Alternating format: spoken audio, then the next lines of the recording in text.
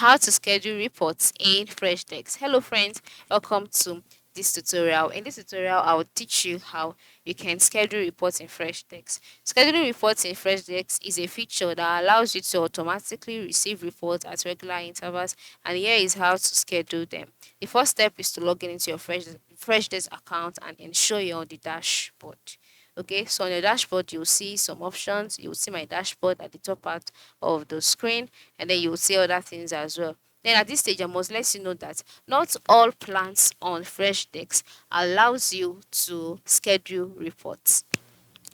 For example, the plan that I'm on will not allow me to schedule reports, and then as a result of that, I won't be able to show you vividly. But just follow my explanation, and then you will get it.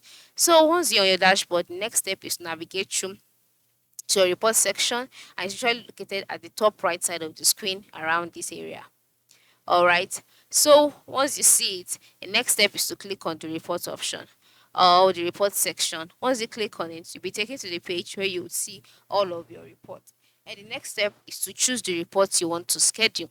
After choosing the reports you want to schedule, by the right side of the report's name, you will see the calendar icon. Ensure you click on it, okay?